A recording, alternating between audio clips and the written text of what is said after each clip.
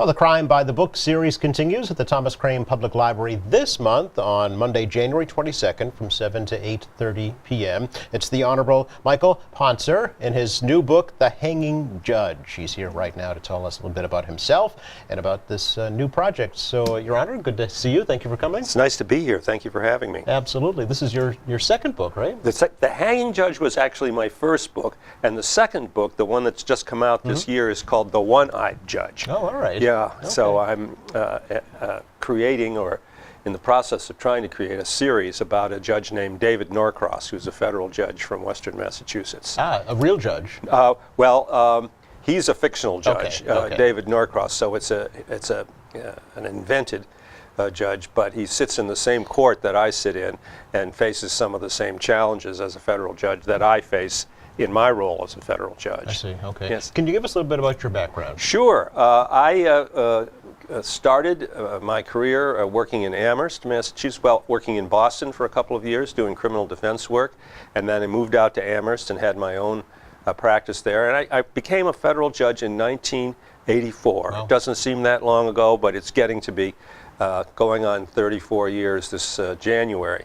I started out as a magistrate judge, which is a subordinate judge, and then President Clinton appointed me a U.S. District Court judge in 1994. And I've been doing that work in Western Massachusetts ever since. I'm particularly pleased to be coming to Quincy since your native son, John Adams, had such a prominent role in creating the Constitution, which is a guiding light in my professional life on pretty much a daily basis. Okay, so constitutional judge then, or do you oversee criminal cases? Yes, I oversee many different kinds of criminal cases, drug and gun cases, white-collar fraud, immigration, cases of that sort, and then also a lot of civil cases, garden variety, personal injury, and corporate litigation, but also Constitution-based cases involving violations of civil rights, First Amendment, employment discrimination, and those types of cases. Okay. I'm a TGIM person. Thank God it's Monday. I love my job. I love your job, yeah. And I've been doing it for quite a while. Now, as you know, there's no death penalty in the state of Massachusetts, but federally, of course, there is. Have you ever overseen a death penalty case? Yes, and that's what inspired me to write my first book, The Hanging Judge. I was a judge who presided over a capital case from 2000 to 2001. It was a 5-month death penalty trial, and the first such capital trial in more than 50 years in Massachusetts. Wow. We've since had 2 others, including the Boston Marathon bomber Tsarnaev. Yep. But this was the first one, and involved a VA nurse who had been accused of murdering her patients by giving them fatal injections of epinephrine. Okay. At Leeds Hospital. And it was a federal facility, a VA facility, so it was charged in federal court where we have the death penalty.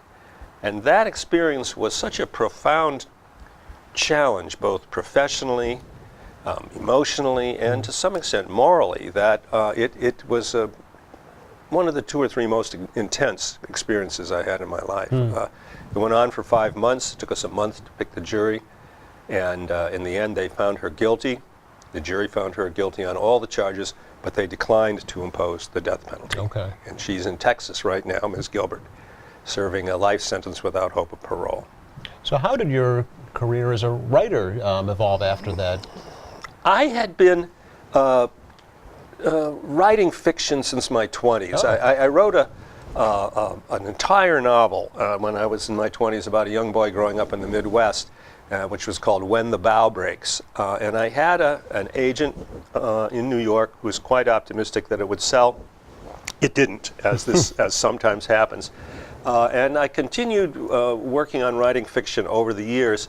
But it was really the experience of presiding at a death penalty trial that raised the intensity of my focus, because I really wanted to try to take the reader up onto the bench with me and say, this is what it's like to have this kind of responsibility, the responsibility over life and death, and what it does to a person. And that really got me going.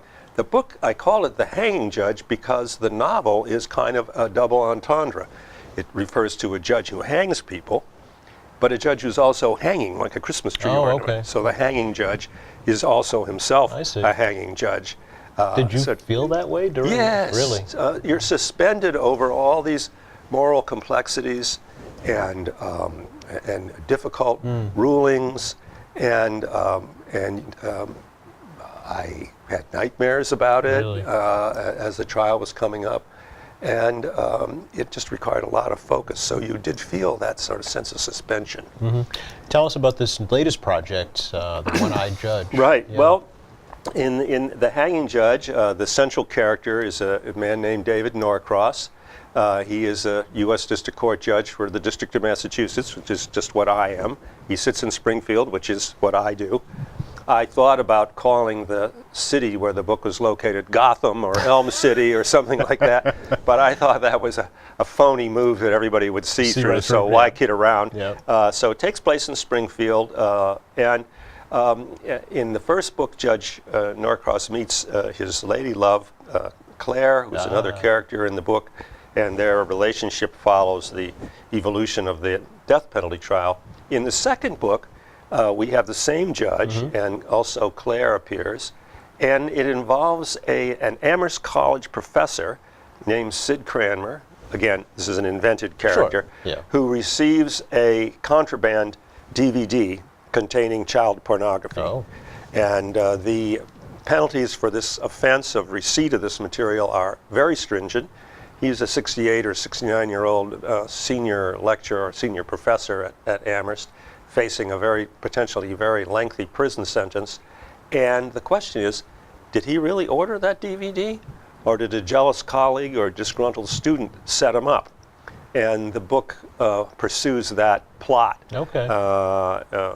And Judge Norcross is the presiding judge. All right. Both the books use multiple viewpoints, so Judge Norcross is the central character, but there are characters including the cop, the prosecutor, the defense attorney, family members, and others who show or offer their perspective on the process, which is really the only way that I think the system of justice can be depicted. It's a weave of so many different actors that you need to show different viewpoints in order to give people a good picture of how it works. Yeah. And now in your writing, do you collaborate with others, or is this an invention of your own? This is an invention of my own. When I was writing the first book, I was still an active U.S. District Court judge and the only federal judge out in Springfield.